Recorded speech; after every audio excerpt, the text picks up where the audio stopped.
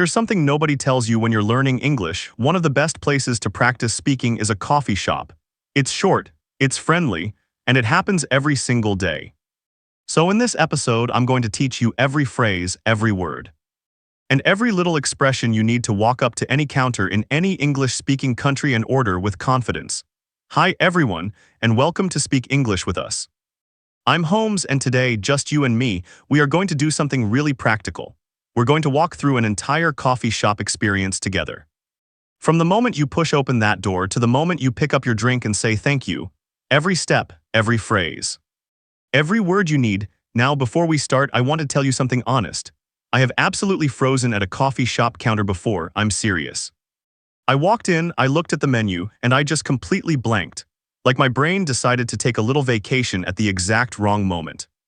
I pointed at something random, smiled as confidently as I could, and hoped for the best. The drink I got was fine, but I had no idea what it was called. And I was too embarrassed to ask. I'm telling you this because I want you to know feeling nervous or confused in a new language is completely normal. It doesn't mean you're bad at English. It doesn't mean you're not smart. It just means you haven't practiced this situation yet. And that is exactly what we're going to fix today. By the end of this episode, you're going to know exactly what to say, what to expect, and how to handle anything the barista throws at you. Let's start with that word, barista. A barista, B-A-R-I-S-T-A, is the person who makes and serves coffee at a cafe. They're the expert, the coffee professional. Barista actually comes from Italian, but English speakers use it everywhere all the time. In a coffee shop, the barista is your guide. And honestly, they want to help you. That is their job. That is what they are there for, so take a breath. They are on your side, okay? So you walk into the coffee shop. The smell hits you immediately, that rich, warm smell of freshly brewed coffee. And that word, brewed, B-R-E-W-E-D, is our very first vocabulary word. To brew means to make coffee by passing hot water through ground coffee beans. You can brew coffee at home. A coffee shop brews coffee all day long. You might hear someone say a fresh brew. That just means a freshly made cup of coffee. Fresh brew, say it with me, fresh brew. I love how that sounds. Fresh brew, it even makes you want a cup right now. Now, when you walk in, the barista will usually smile and say something like, "Hi. What can I get for you?" Or, in many American cafes especially, they might say, "What can I get started for you today?" That phrase, "What can I get started for you?" is very common in the United States. It just means, what would you like to order? They're asking permission to begin making your drink. And your job is simple. You tell them what you want. But here's the thing, what do you want? Because coffee shop menus can be overwhelming, especially when you're new to them and you're not sure what everything means. So let me be your guide right now. Think of this as your personal coffee menu tour. We're going through every major drink together, what it is, how it's made, and how to say it. First, espresso. Espresso, E-S-P-R-E-S-S-O, is a very small, very strong shot of coffee. It's made by forcing hot water through tightly packed coffee grounds at high pressure. The result is a tiny cup, maybe 3 or 4 sips, of incredibly intense, rich coffee. Espresso is actually the base of almost every cafe drink. Everything starts from espresso. It's the foundation. From espresso, we get the latte. A latte, L-A-T-T, is espresso with steamed milk. Steamed, that means the milk has been heated using steam until it's warm, smooth, and beautifully creamy. A latte is gentle. It's mild. It's one of the most popular coffee drinks in the world. If you're ever unsure what to order, a latte is always a safe, delicious choice. Then there's the cappuccino. A cappuccino is similar to a latte, espresso, and steamed milk, but with much more foam on top. Foam, F-O-A-M, is the light, fluffy, almost cloud-like layer that forms on the surface of the drink. Say it with me, foam. In a cappuccino, that foam layer is thick and generous. In a latte, it's very thin, almost not there. The foam is what makes a cappuccino feel a little bit fancy. A little bit special. Next, the Americano. An Americano is espresso plus hot water, no milk. It's stronger than a latte but without any of the creaminess. It tastes very close to a regular black coffee. There's actually a legend about this drink. People say the Americano was created because American soldiers in Italy during World War I wanted their espresso to taste more like the coffee they had back home. So they asked the baristas to add hot water. Whether that story is completely true or not, I don't know, but it's a great story, and it's a great drink. And finally, drip coffee. This one is very American and very simple. Drip coffee, or you might hear it called a regular coffee or a black coffee, is the classic. It's made by pouring hot water over ground coffee, which then drips through a paper filter into a pot below. That's it. No espresso machine, no special equipment, just coffee, hot water, and a filter. This is what most American families make at home every single morning. Simple, reliable, comforting. Okay, pause here with me for a second. Let's review. Espresso, small and very strong, the base of everything. Latte espresso with steamed milk, smooth and mild. Cappuccino, like a latte but with thick foam on top.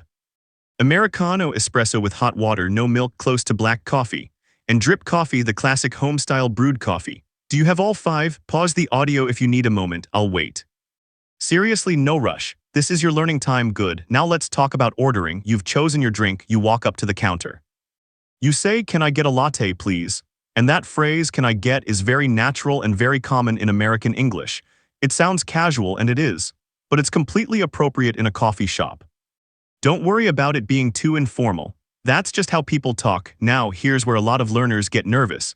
Because after you place your order, the barista starts asking questions. And suddenly, the conversation moves in a direction you didn't fully prepare for. So let me walk you through the 4 main questions you'll hear. Know these 4 and you are ready for almost any coffee shop in the world. Question 1. Size. Most cafes offer small, medium, and large. Easy. But here's something interesting. At some big chain cafes, they don't use those words. They use their own special size names instead. You might hear tall, grand, and venti. These are not regular English words for coffee sizes. They are specific to one very famous global chain, but outside of that chain. Just say small, medium, or large and you'll be completely fine. Question 2. Milk. The barista will ask what kind of milk you want in your drink. The standard option is whole milk, that's full-fat milk. Rich, creamy, and delicious, but there are many alternatives. Oat milk made from oats is incredibly popular right now, especially in the United States. You'll also hear almond milk, soy milk, and skimmed milk. Let's look at that word, skimmed milk.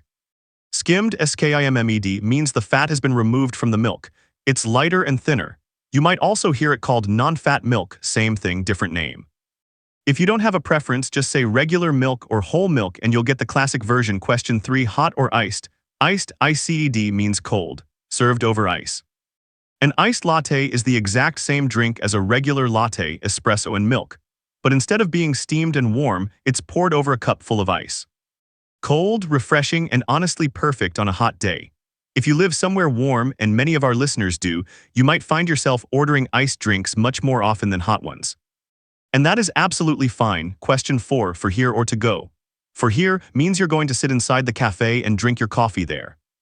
To go means they'll put a lid on your cup and you'll take it with you. In British English, you'd say take away instead of to go.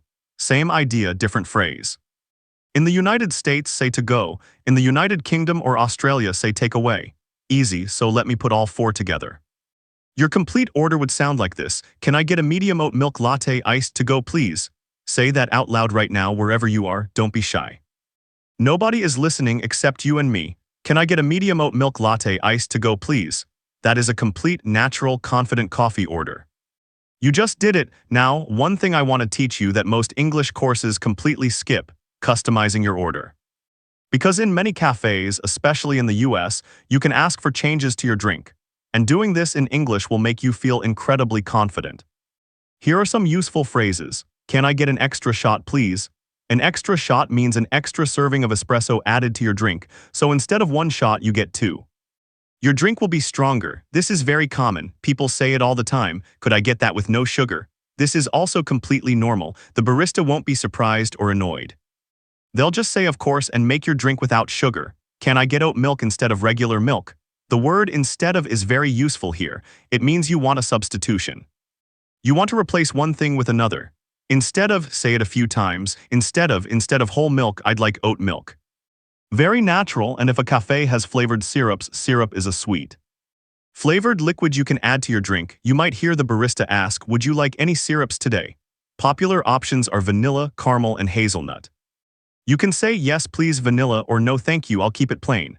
All of these phrases, extra shot, no sugar instead of to go, these are the building blocks of a real cafe conversation. Once you know them, you stop surviving the conversation and you start enjoying it. After you order, the barista will tell you the price. They might say that'll be $4.50, meaning $4.50, or that comes to $6. You hand over your card or cash and you say here you go. Simple, easy. Done, but and this is important. What if you don't hear the price clearly? What if they speak quickly and you miss the number? Here is what you do. You say, sorry, how much was that? Or could you repeat that please? That's it, 2 sentences, and I want you to save these, not just for coffee shops, for everywhere. These 2 phrases, sorry, how much was that? And could you repeat that please? Will help you in restaurants, shops, trains, everywhere. And this brings me to the bigger lesson here.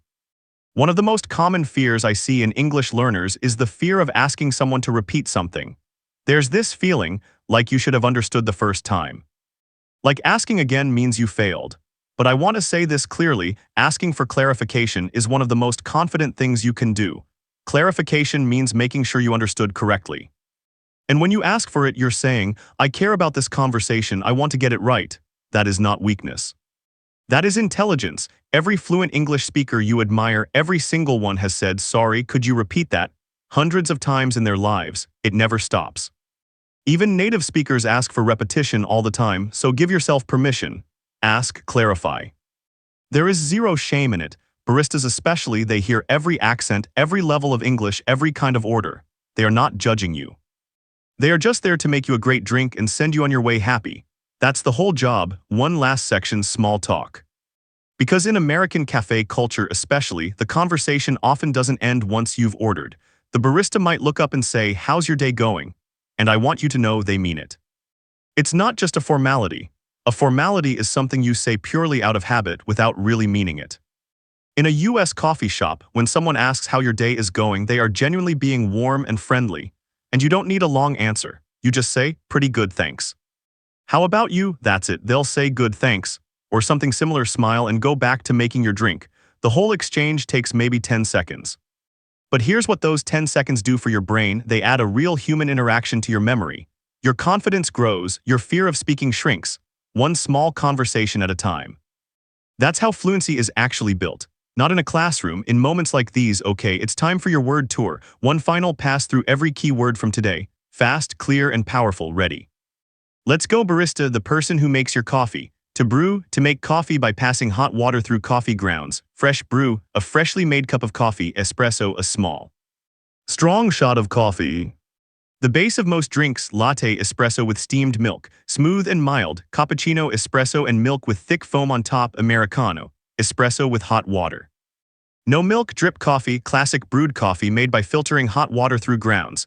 Steamed milk, milk heated with steam until warm and creamy. Foam, the light, fluffy layer of milk on the surface of a drink. Oat milk, a popular milk alternative made from oats. Skimmed milk, low-fat milk with the cream removed. Also called non-fat milk. Iced, served cold over ice. For here, drinking inside the cafe. To go, taking your drink with you.